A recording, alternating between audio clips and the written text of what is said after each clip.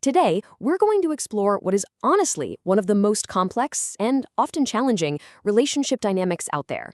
What happens when a dismissive avoidant, or DA, partners with a fearful avoidant, or FA. It is a really fascinating collision of two very, very different survival strategies. And this quote it nails it, doesn't it? It perfectly captures the heart of this dynamic. On one side, you have this profound, stoic silence from someone who has literally walled off their emotions. And on the other, you have the internal chaos of someone who desperately craves connection but is also terrified by it. So let's really get into this idea of the fortress meeting the storm. You've got the dismissive avoidance fortress of emotional self-sufficiency, right? And it's constantly being battered by the fearful avoidance storm of emotional ups and downs. The DA's deep need for distance and space inevitably triggers the FA's biggest, most terrifying fear, abandonment. And that creates an incredibly high-stakes emotional environment for them both. And the contrast in how they try to protect themselves is just everything here. The dismissive avoidant, the DA, they build that fortress. They project this image of complete self-sufficiency, like they don't need anyone.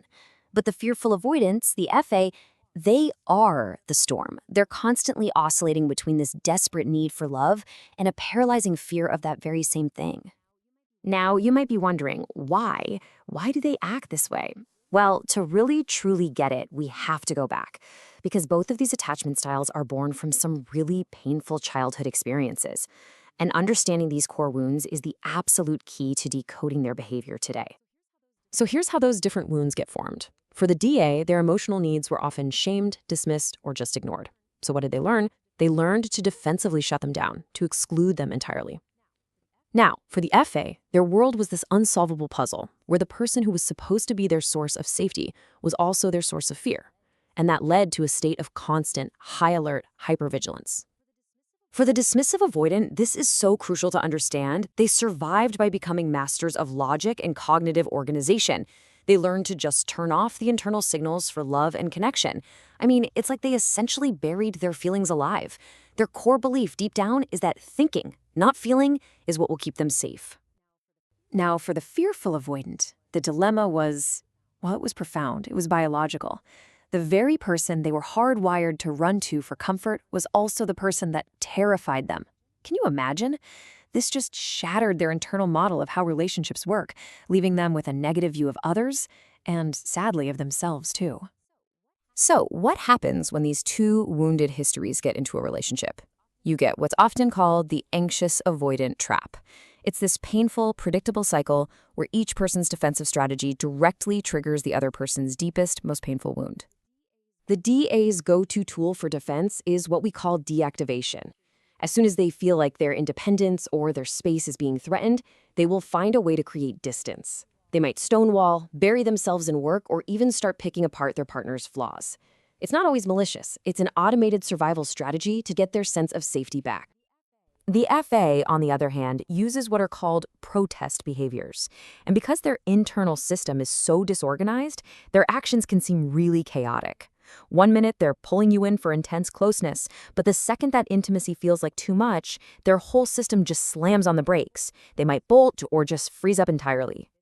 And this is what locks them into that vicious cycle. Let's walk through it. First, the fearful avoidant, driven by their anxiety, seeks closeness.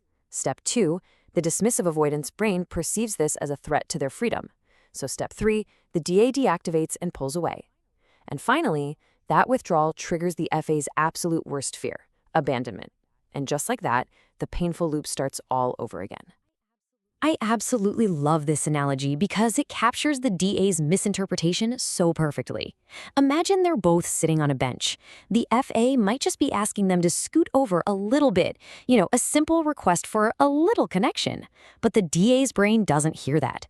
It hears a lethal threat. It screams that they're being asked to give up their entire space, to get off the bench entirely. Okay, so that all sounds pretty intense, right? But here's the good news, and it is really good news. This cycle can be broken. The path forward has a name. It's called earned security. It's the hard-won, conscious ability to build a secure attachment model as an adult, and it rests on 3 foundational pillars. So this framework is built on 3 core ideas. It starts with what's called positive remapping, which is all about creating a new internal sense of safety. Then you move on to metacognitive skills, which is basically learning to observe your own thoughts and feelings without being completely ruled by them. And finally, it's about building collaborative skills, which can turn the relationship from a battlefield into a real team. And inside that second pillar is a skill that is an absolute game changer. It's called pragmatic empathy. This is the ability to step back, even when things are heated, and see your partner's behavior for what it actually is, a blueprint of how they learned to survive.